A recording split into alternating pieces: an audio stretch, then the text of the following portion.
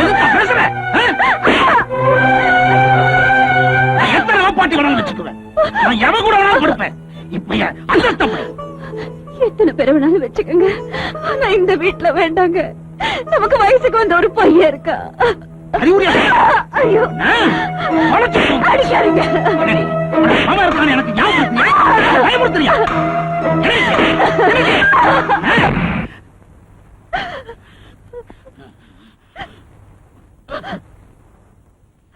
Mister Mehta. அப்பனைய பேர் சொல்லி கூப்பிடுற? எனக்கு விவரம் தெரிஞ்ச நாள்ல இருந்து ஒரு நாள் கூட நீ எனக்கு அப்பனா நடந்துகிட்டதே இல்ல. அதனாலதான் உன்னை அப்பன் கூப்பிடுறதுக்கே மனசு வர மாட்டேங்குது. குடிசையில கிடந்த நாய்களை கோபுரத்தில் கொண்டு வந்து வச்ச அந்த தூங்குற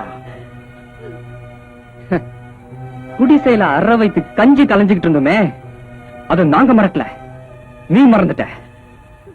ரொட்டி கூடிய தலையில வச்சுக்கிட்டு எங்க அம்மா நீயும் தெரு தெருவா வித்து பழச்சுக்கிட்டு இருந்தீங்களே, அந்த வாழ்க்கையை நாங்க மறக்கல, நீ மறந்துட்ட. நிறுத்துற. பழச மறக்க தெரிஞ்சவன் தாண்டா வாழ தெரிஞ்சவன். அந்த போலி வாழ்க்கை எங்களுக்கு தேவையில்லை. இதுல எதுக்கு? இனிமே எங்க அம்மா கிட்ட நீ ஒரு புருஷனா நடந்துக்கலாம் கூட பரவாயில்ல, அட்லீஸ்ட் ஒரு மனுஷனா நடந்துக்க. என்னடா பயமுறுத்துறியா? எஸ். உள்ள தோளுக்கு மிஞ்சிட்டா தோழனா நடந்துக்கணும், இல்லன்னா அசிங்கமாயிடும்.